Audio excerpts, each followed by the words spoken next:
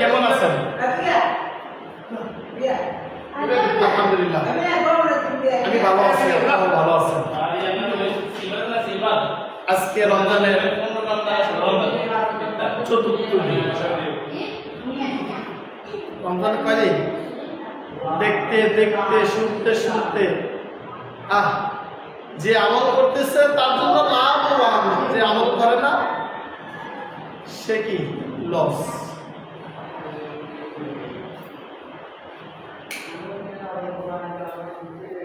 আউযু বিল্লাহি মিনাশ শাইতানির রাজীম। বিসমিল্লাহির রহমানির রহিম।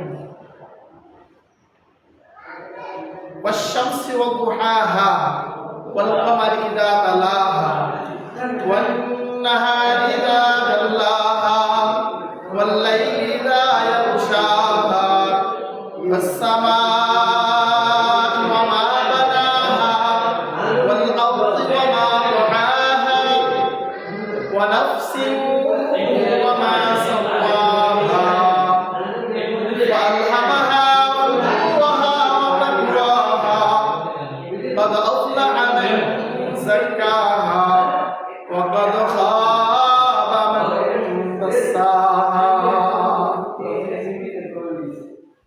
আমি আপনাদের সামনে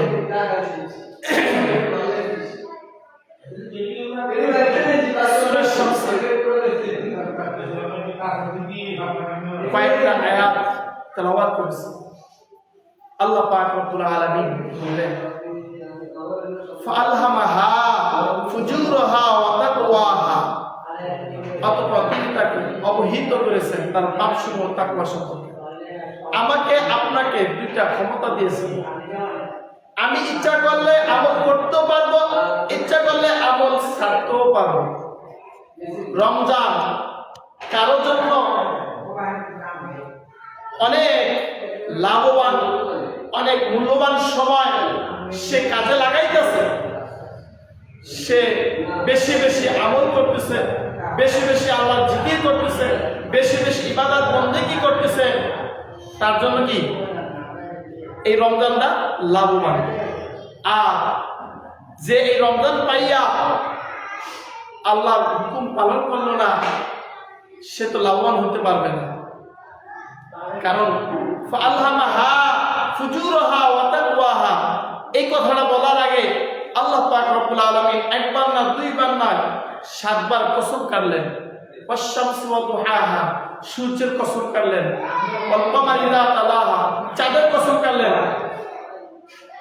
ওয়ান-নাহারি ইযা জাল্লাহা, দিনের কসম কাটলেন। ওয়াল-লাইলি ইযা ইয়াগশাহা, রাতের কসম কাটলেন। ওয়াস-সামা'i ওয়া মা বানাহা, আসমানের কসম কাটলেন।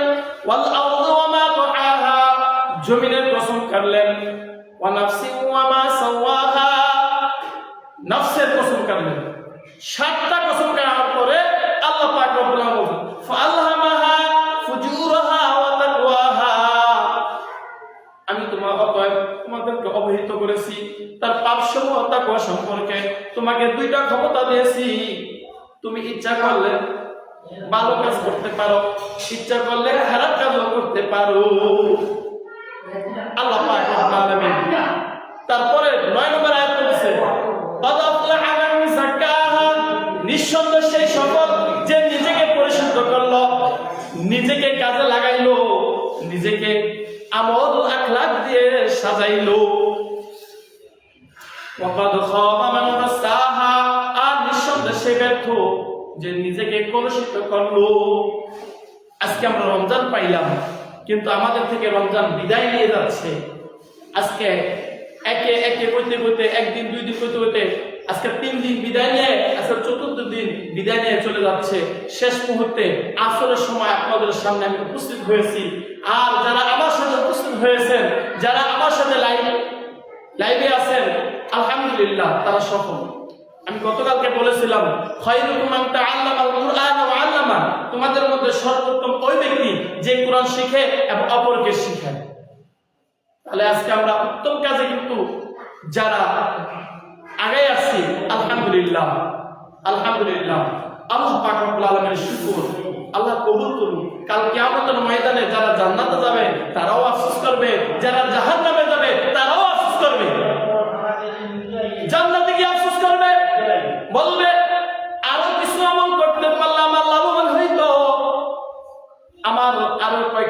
হইতো, আমি জান্নাতে আরো সুসংগত থাকতাম। আর যারা জাহান্নামে যাইব তারাও আফসোস করবে, হ্যাঁ আমি কেন মানলাম না, কেন কোরআন শিখলাম না, কেন কোরআন বুঝলাম না। আজকে আমরা সেই কোরআনের মাস রমজান মাস, এই রমজান মাসে সবে কদর রাত্রে এই কোরআন নাজিল হয়েছিল, এই সেই রমজান মাসে আজকে কোরআন নিয়ে শুরু করেছি। আলহামদুলিল্লাহ, আপনারা যারা আমার সাথে এক হয়েছে আলহামদুলিল্লাহ আলহামদুলিল্লাহ। আর যারা এক হইতে পারে নাই তাদেরকে আপনারা দাওয়াত দেন, শেয়ার করে দেন, সবার কাছে পৌঁছান। সবকে জারিয়া হিসাবে কি সব পাইতে থাকবে ইনশাআল্লাহ। তাহলে আসেন আজকে আমরা ক্লাস শুরু করি। গতকালকে ক্লাসে পড়াইছিলাম, আপনাদের হয়তো খেয়াল আছে, হরকত শিখেছিলাম। কি শিখেছিলাম? হরকত। কি শিখেছিলাম বলেন? হরকত।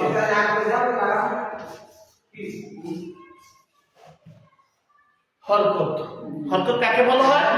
এক জবর এক জে, এক পেশকে হরকত বলে। এক জবর এক জে, এক পেশকে হরকত বলে। আর হরকতের উচ্চারণ তাড়াতাড়ি করিতে হয়। হরকত উচ্চারণ কিভাবে করতে হয়? তাড়াতাড়ি করিতে হয়। আমরা গতকালকে এই ক্লাসটা করেছিলাম। 29টা হরফে হরকত দিয়েছিলাম। খেয়াল আছে ইনশাআল্লাহ?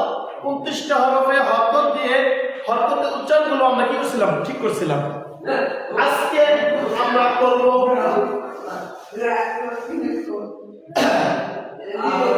সেই হরকতের উচ্চারণগুলো, সেই হরকতের উচ্চারণগুলো কিভাবে টাইনা পড়া যায়, সেই হরকতের উচ্চারণগুলো কিভাবে টানিয়া পড়া যায়। আমি যদি এখানে লিখি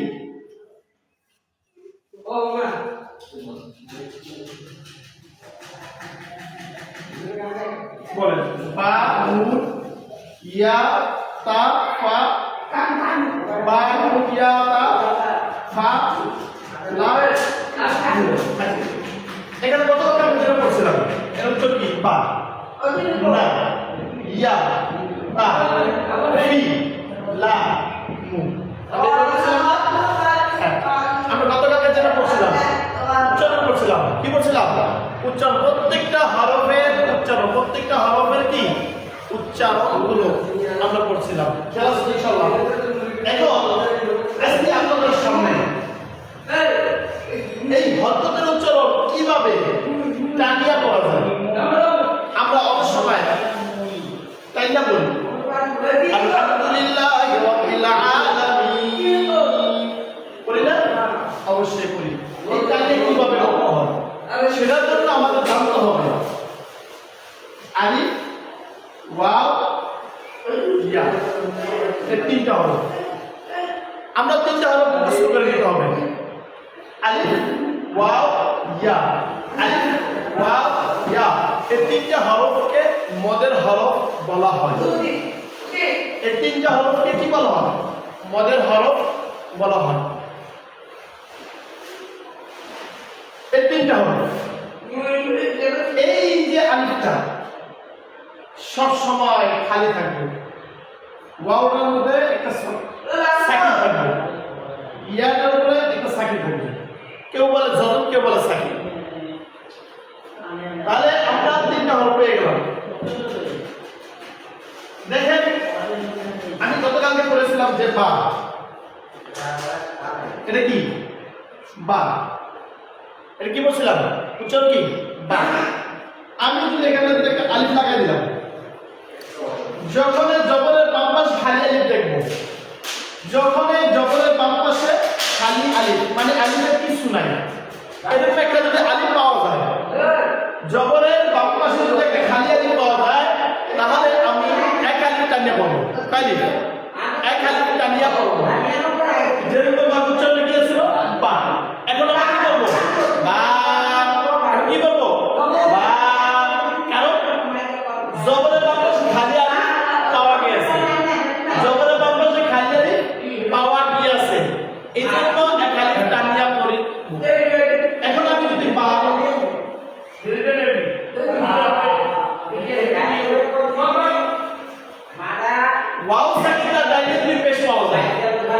ওয়াও সাকিন তার ডাইনে যদি পেশ পাওয়া যায় তাহলে একালিফ টাকে বলতে হবে। ওয়াও সাকিন তার ডাইনে যদি পেশ পাওয়া যায় ডাইনে যে হরফ ওই হরফের উপরে যদি পেশ পাওয়া যায় তাহলে একালিফ টাকে বলতে হবে। উচ্চারণ কি হবে? উচ্চারণ কি হবে? আগে কি বলছেন? আগে কি বলছি? বু বলছি। এখন আমি বু বলবো। দেখেন এই উচ্চারণ কি ছিল? বা। এখন যদি আমি আলিফ সংযোগ করলাম কি হয়েছে? বা। এটা দেখেন উচ্চারণ কি? বু। এখন যদি আমি ওয়াও সাকিন লাগে বু। আচ্ছা এটা কি? বি।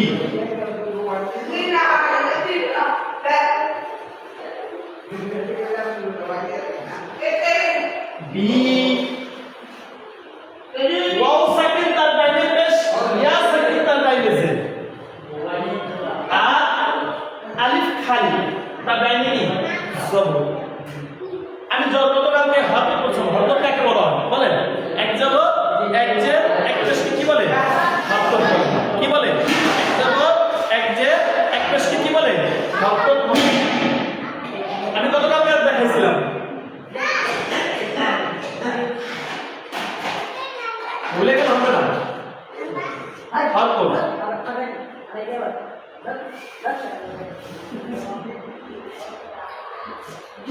এক জবর এক জের এক পেশকে কি বলে? হরফ বলে। এটা কি? হরফ। আমি গতকালকে বলছিলাম হরফ কাকে বলে? বলে এক জবর এক জের এক পেশকে হরফ বলে। আর হরফের উচ্চারণ তাড়াতাড়ি করিতে হরফের উচ্চারণ তাড়াতাড়ি করিতে হয়। আমরা তাড়াতাড়ি বলছি আ ই উ। ঠিক এই দেখেন আ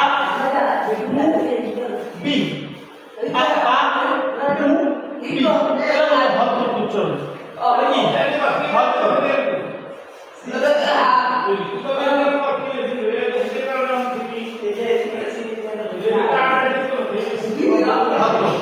প্রত্যেকটা আমরা কি দিয়েছে? হরফে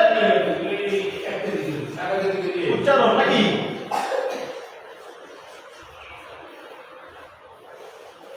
তাহলে আমরা কি বলবো? হরফের উচ্চারণ। হরফের উচ্চারণগুলো এই হরফের উচ্চারণগুলো আমরা আগে গতকাল বলছিলাম বা বি। এটা তো খেয়াল আছে এই বা বু বি এটা যখন কোন টানাটানি নেই যখন টানতে হবে তখন যখন এই জবরের বাম পাশে খালি পাওয়া যাবে। জবরের বাম পাশে কি পাওয়া যাবে? খালি আলিফ। পেশের বাম পাশে যজমালা ওয়াও।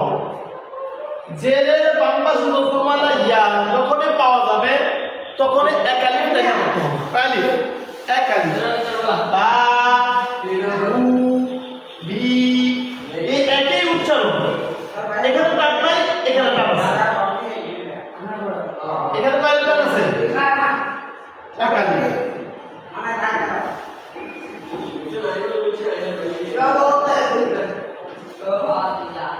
এক আলিফ কিন্তু এখানে কি নাই? টান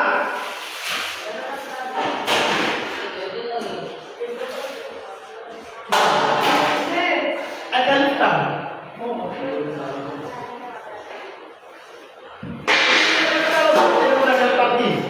না। দেখেন এই এটা হলো হরফের উচ্চারণ। হরফের উচ্চারণ কখনো টান হয় না। হরফের উচ্চারণ কখনো কি হয় না? টান কি হয় না। আর এই জবর সবসময় টান দিতে হয়। জবরালা যে হরফ যে জবরালা যে হরফ এই হরফটা যদি টান হয় এই উচ্চারণে যখন টান হবে তখন জবর সবসময় খালি আলিফ পাওয়া যাবে তখন টান হবে। এছাড়া হবে না। পেশের যে উচ্চারণ বু এই বু কখনো টান হবে না। যখন পেশের পর ওয়াও সাকিন পাওয়া যাবে তখন এখানে টান হবে। বি বি কখনো টান হবে না। হতনের উচ্চারণ। বি পরে যদি ইয়া সাকিন পাওয়া যায়, কি সাকিন? একই কথা আমি বারবার বলতেছি, শুধু আপনাদের বোঝাবার জন্য, মাথায় ঢোকার জন্য।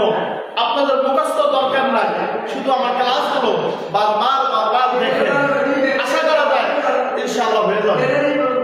আপনাকে বলে গেল বা বু বি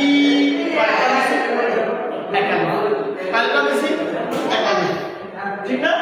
আচ্ছা, এখন আমি যদি এই হলগুলো বা অনেক হল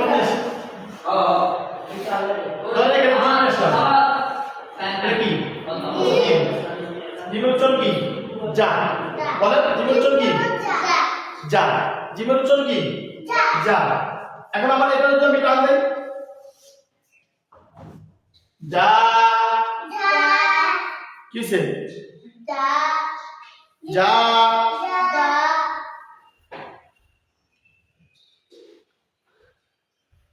উচ্চারণ কি? যা। যদি জিবে জে দিলাম, উচ্চারণ কি? জি। জি। এখন আমি এটা যদি টান দেই তাহলে উচ্চারণ কি হবে? জি। কি না? আচ্ছা, এটা কি? জু। এটা যদি আমি টান দেই তাহলে কি হলো? জু। ঠিক না? দেখেন, যা যা জি জি জু জু। কেন না হলো? জবর বাম পাশে যে কেন না হলো? যে বাম পাশে বলে ইয়া, পেশের কেন না হলো? জু, পেশের বাম পাশে বলা ওয়া।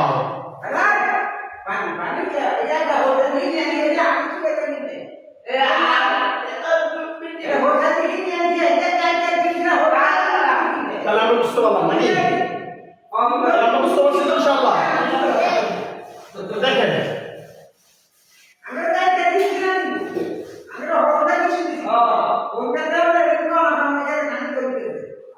এই পদের হলো, আর যদি এখানে যদি আমি সিন লিখি,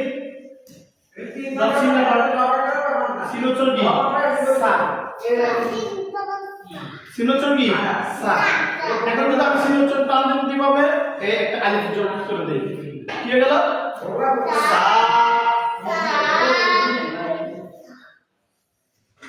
উচ্চারণ কি? সি।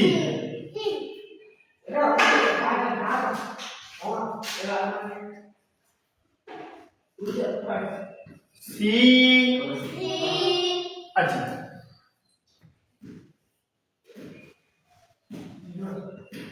উচ্চারণ